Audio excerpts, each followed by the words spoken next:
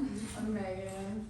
We're going to be talking about cooking with chemicals, nonstick pans, and their effect on health. So just to start off before we go into it, who here enjoys cooking? Raise your hand. Okay, great. And who uses or has used in the past nonstick pans to cook? Okay, so pretty much everyone besides Dr. Kaufman. Alright, so we'll be going into a little bit of background and what we can see from health effects from using nonstick pans.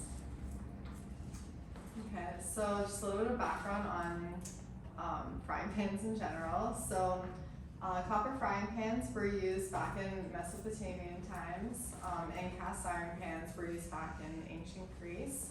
So here's two pictures of what those might have looked like.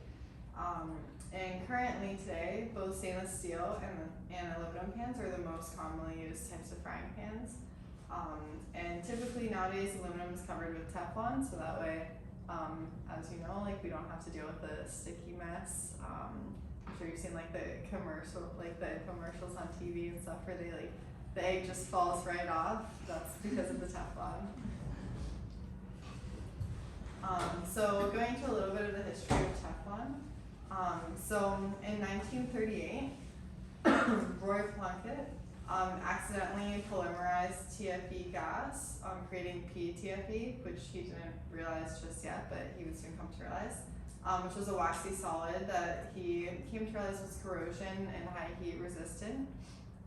And then in 1945, the Teflon trademark was registered by Kinetic Chemicals, which was in partnership with General Motors at the time. And then going forward in 1954, the wife of a man named Mark Greger actually suggested using this chemical, the PTFE, in cookware. So as you can see, behind every great idea is a great wife. So Mark took her idea into consideration, thankfully, and invented the first PTFE coated nonstick cooking pans, which at the time he named Tefal. And then in 1961, the first nonstick cookware appeared in the US. And this is a picture from a 1961 Sears catalog. I don't know, I was just trying to find, I don't know if it specifically says nonstick in here, but it was I was struggling to find an ad from 1961, so this is the closest I could get.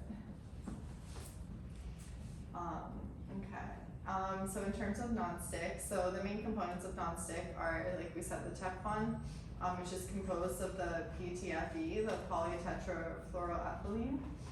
The benefits are very clear. The fact that it's supposed to be high heat resistant, non-corrosive, and obviously non-stick, which makes cooking a lot easier. And these are extremely widely used. The market nowadays for nonstick pans is over $20 billion. So some potential dangers. So I'm sure you might have heard that nonstick isn't necessarily the best, or if you're like me and your mom freaks out if you accidentally scratch the pan, you know, or like if you see someone going in to like flip an egg with a metal fork and someone yells at you, it's probably because they've heard of the dangers of like when you damage a nonstick pan. So going more into that, so PTFE was historically used as an emulsifier alongside a chemical called PFOA. And these were both linked to chronic kidney disease, liver disease, thyroid disorders, testicular cancer, slow birth weight, and infertility. However, it's since been found that PFOA was found in 98% of the population already, and so it's also thought that this compound is linked to other environmental exposures as well, not simply nonstick pans. However, in 2005, PFOA was phased out of cookware in the UK, and then in 2008, Europe followed along. In 2013, the US followed along as well, and then in 2019, PFOA was banned from use in cookware around the world. And this was thought to make the PTFE compound safer to use in cookware. However, are you able to move percentages on here? Okay. However, we now know today that if you do overheat your pans, so essentially the Teflon, the PTFE, is thought to be safe to use as long as it's not overheated, which in most situations seems to be not too much of an issue because overheating, some sources said numbers that were just a little bit different. This source here said 660 degrees Fahrenheit, but some other sources said that closer to around like 500 degrees Fahrenheit, some issues could start happening. But essentially, high temperatures like this can dissociate the PTFE coating, which releases the hydrofluoric acid and a variety of organofluorine compounds, which in turn can cause something called polymer fume fever. And this occurs around like 4 to 8 hours after exposure, and it's typically characterized by like coughing, fevers, chest tightness. You can have some nausea, vomiting. It's kind of a range of like non-specific symptoms, but like I said, 46 hours or 48 hours after exposure. And if you would go to a hospital, your lab work might show leukocytosis, but typically a chest x-ray would be clear at that time. Megan, do you mind moving first into this corner?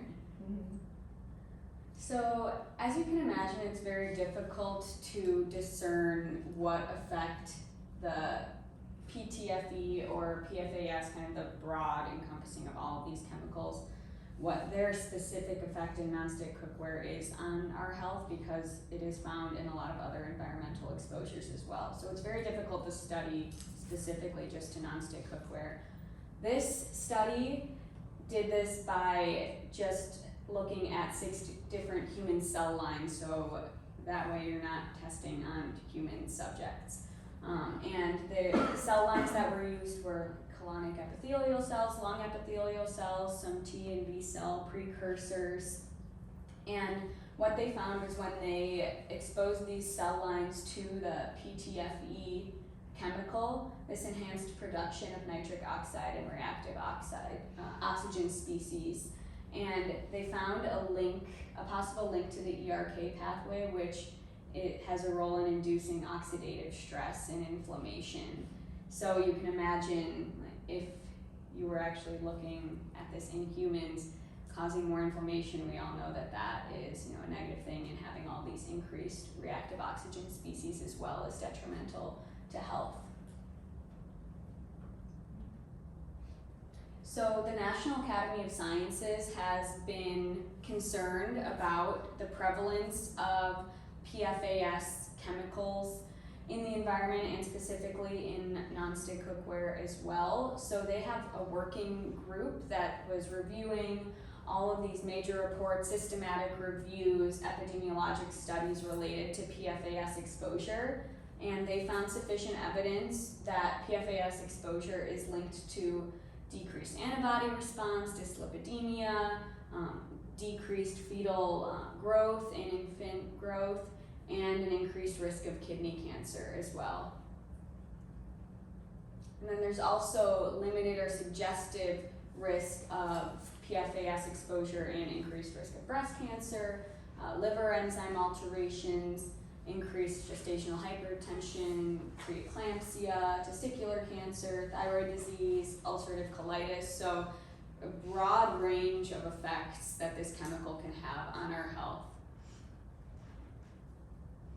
So where else, kind of Megan and I both mentioned that this is an environmental exposure, where else are we going to be finding this, and what are government agencies saying about PFAS in general? So any stain resistant, waterproof material that you have, like raincoats, rain boots, that's going to have these chemicals in them. A lot of packaging for food has these chemicals in them, so kind of any grease resistant material, that's going to have PFAS.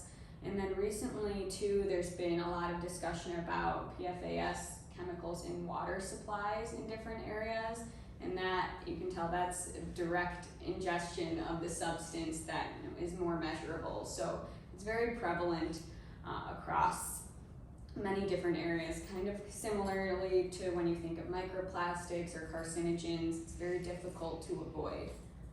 And the FDA, they are less concerned. They say, okay, we can have PFAS in our cookware, that's fine, but the EPA is, a little bit more concerned, and I would be a little more trusting maybe of an environmental agency on environmental health. So they say that exposure can lead to adverse health effects. So this is one of the members of the working group in the National Academy of Sciences. This is Dr. Jane Hoppin. She's an epidemiologist, and she said in no study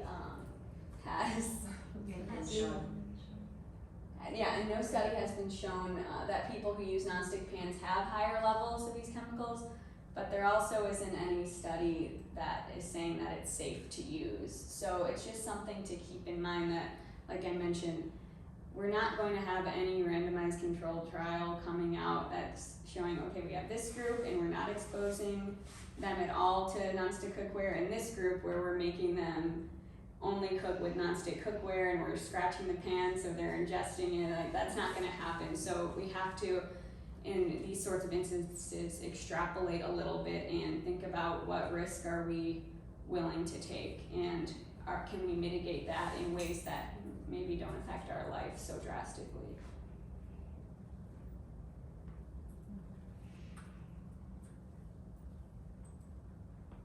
And this is from the National Academy of Sciences as well. So for healthcare providers, what does this mean to you when you're seeing patients? How can you measure PFAS exposure? And if you do measure it and it's high, what do you do about that? So you can measure PFAS levels in the blood, and these are the guidelines that the National Academy of Sciences gave. So less than 2 nanograms per milliliter, usual standard of care, that's considered an okay level to have in your blood. 2 to 20 nanograms per milliliter. This is where healthcare providers should start to encourage PFAS exposure reduction and start to consider screening more regularly for dyslipidemia, for pregnancy disorders, like I mentioned, because of the risk of preeclampsia and gestational hypertension, and even breast cancer risk as well. So those are things that need to be kept in mind. And then if you're over 20 nanograms per milliliter, that is just even, it's just a higher level. So these are kind of the cutoffs that healthcare providers can keep in mind if they're starting to worry about someone's exposure. Okay, so some potential alternatives or ways to mitigate this risk would be, so if you do continue cooking with Teflon, definitely make sure that you're not using any heat above 500 degrees Fahrenheit, which for the most part, should be doable. Most of our ovens, I don't think, really get higher than that anyway. So essentially, you just shouldn't be bringing these products if you're camping, cooking over the coals or something that could get significantly hotter. And no broiling setting in the oven as well. In terms of other non-Teflon options, so we know that there are options like cast iron, stainless steel, and ceramic. And at first glance, I was like, oh my gosh, we all just use these. And then I was kind of reading a little bit more, and it seems unsurprisingly, everything is always going to have its own potential risks and benefits. But it seems like the risks of cast iron, stainless steel, and ceramic tend to be lower. So with cast iron, we know that in general it's non-toxic, it's versatile, it's durable. A lot of sources said that this was the best alternative. And something I wrote passed down for generations. Cast iron pans last forever. I don't know if you have an old Italian grandma like I do, but if you do, you know that the same cast iron pans that she's been using her whole life, your family is still using mine. However, people were writing this more as a negative thing, but to me, I feel like this sounded like a good thing. But it can leach some iron into your food. However, I said in general 0 to 3 milligrams, which isn't really a big deal considering the fact that most of us need around 8 to 12 milligrams a day. However, obviously, if you have an issue like hemochromatosis or something, this would be something that you need to be aware of. But for me, I was like, oh, I feel like I could definitely use more iron. I take a supplement, so I was like, I feel like I should be using cast iron pans, more so if for no other reason than for this. In terms of stainless steel pans, so these are also generally non-toxic. However, I was reading that a lot of low quality pans can include other metals in them as well. which can leach into your food. And specifically when I say into your food, it seems like in general, like cooking acidic foods, like anything with like lemon or tomatoes, a lot of sources were saying, like made it more likely that like different, more harmful compounds like could leach into the food. So also just something to be aware of, that it also kind of depends on like what exactly you are cooking. And something that a lot of people I realize don't know, I think a lot of people don't really understand how to cook with stainless steel pans. Essentially you're supposed to like preheat the pan before you start using it. And I should have included a video, but I was looking up, I saw some videos where like basically if you like pour like oil on the pan or something before it's hot, like it'll kind of like spread out, versus like if you wait until the pan is like thoroughly preheated. I don't know, I have to like do a little more research to see what actually happens in the pan. But like the oil just like becomes all these tiny, like a million tiny little droplets. Like you can tell the difference basically. Like you can use the oil to test like if the pan is thoroughly preheated or not. And if it is thoroughly preheated, then it should have like a natural, like more of a non-stick quality to it. So I don't know. I think I also saw a video of that on TikTok. So, so maybe if you like get more into like cooking TikTok, you'll start seeing some more tips on how to use stainless steel more effectively. And another thing is ceramic, which is also, ceramic itself is generally non-toxic.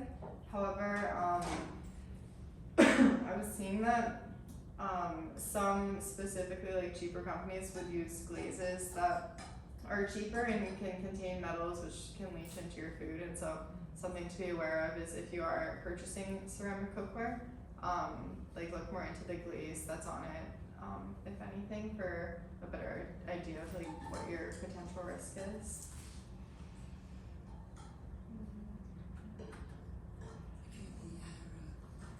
I think that's all of this one.